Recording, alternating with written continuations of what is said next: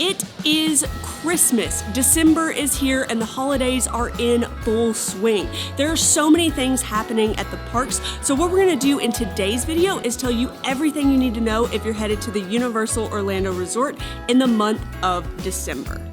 Last month, we talked about all of the holiday offerings and exactly what's going on in each park, so I'm not going to repeat all of that stuff, but we do have some updates or changes to the holidays since the beginning of November. Also, if you are looking for information about the holidays, we did do a complete beginner's guide, so I'll link that in the description below so you can check that out after this video.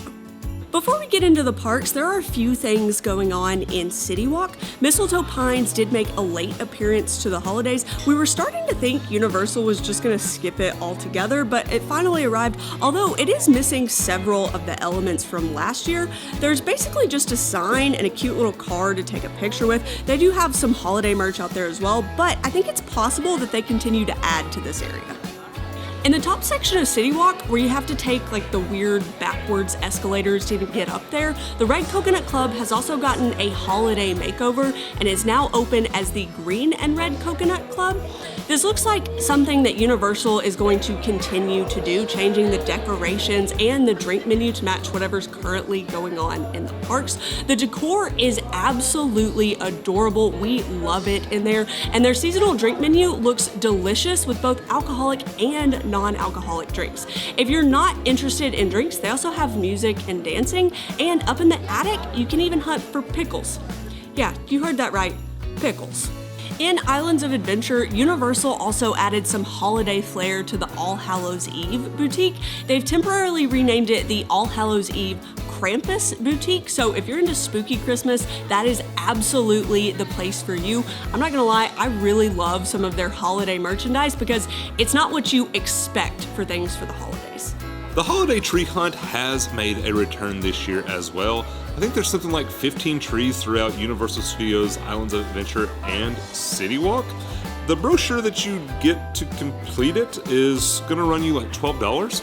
And with that, you will get an ornament. Now, in years past, you had to go and visit every tree and get a stamp, but that's not necessarily the case anymore.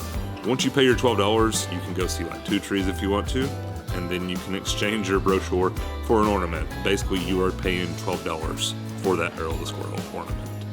If you're walking around the parks, we highly suggest you jump into some of the shops and check these trees out. They are extremely well themed. So themed, in fact, that we kind of hate our Christmas tree this year.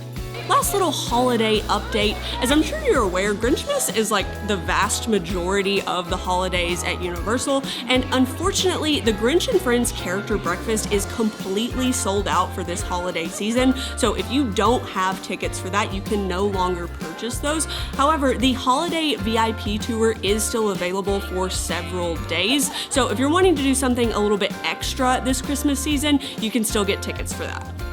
If you're worried about crowds this month, you may or may not have a reason to be concerned. December is a fun one. It usually starts off pretty slow, but as we make our way closer to Christmas and New Year's, the parks get gradually busier. The week of Christmas and all the way through New Year's Eve is usually one of the busiest times of the year at Universal, if not the busiest. Even rides that really shouldn't have a high wait time will have some pretty long lines. This year specifically, from the 24th through the 31st, is when you can expect those holiday crowds to be the worst. A lot of people ask us what Universal does to celebrate New Year's Eve, and we have a doozy for you this year. Almost nothing. The Hard Rock Cafe in CityWalk does have an event with some music that you can purchase tickets to, and the Hard Rock Hotel is also having a lobby party, which is also separately ticketed. Some of the other hotels have done this kind of stuff in the past, but nothing has been announced at this point, and we're not sure that it will. So if you're wanting something to do on New Year's Eve, it's gonna be a Hard Rock life for you. What a stupid joke. If you're wondering why Tyler looks so upset right now, it's not crowd levels, it's not wait times, it's park hours.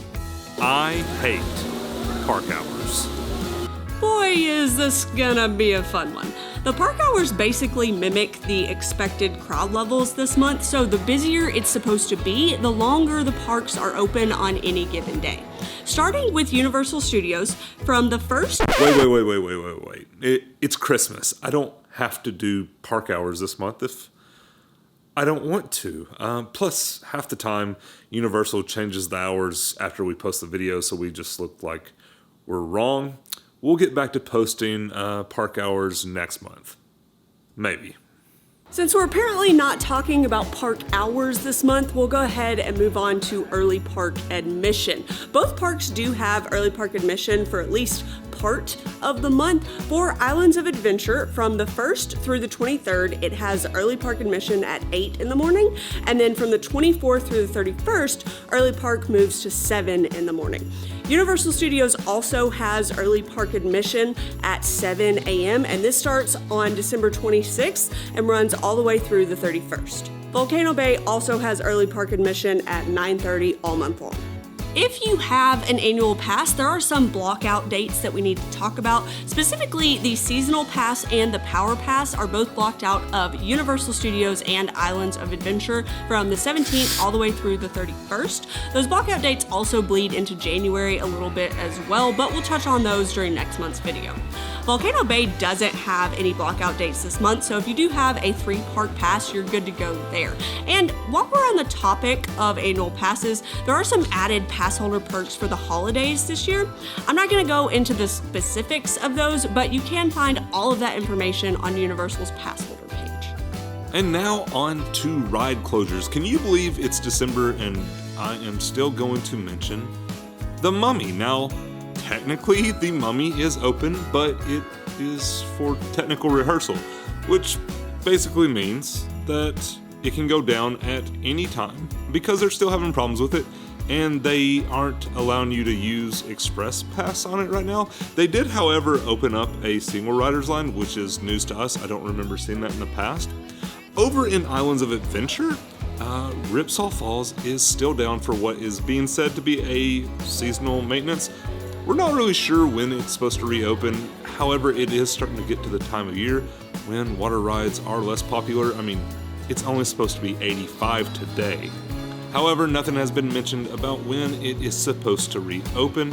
While we're over here, I do have to ask, where is the Popeye statue? Whoa! Also kind of ride closure adjacent, Universal did announce in November that the Woody Woodpecker Kid Zone over in Universal Studios will be closing permanently on January 16th of next year. So that's going to be Fievel's Playland, Woody Woodpecker's Nut House Coaster, Curious George Goes to Town, DreamWorks Destination, and the Shrek and Donkey Meet and Greet. So if you're headed to the parks this month and you want to see or do any of that one last time, we do recommend that you do that before it shuts down forever. And just in case you're concerned, don't worry, E.T. is safe. Unless you look Magdal in the eye. A few other notable things happening this month. The first 2 weekends of December, so that's going to be the 2nd, 3rd, 9th, and 10th. We do have more Orlando Informer meetups going on after the parks close. We had an absolutely amazing time at the November meetup, and I think they do still have some tickets available for that very last weekend if you're interested in that. Also, Mannheim Steamroller is playing at the Music Plaza stage in Universal Studios on the 3rd, 4th, 10th, and 11th of December. If you do have tickets to the park on those days, this concert is included with your ticket. You don't have to pay anything extra, so make sure you check that out while you're there. If you're headed to the parks this month, we hope you have an absolutely amazing trip. And if you're wanting to know more about the holidays, we do have a complete guide, which you can check out right up here. But thanks for joining us, and we'll see you in the next one. Bye!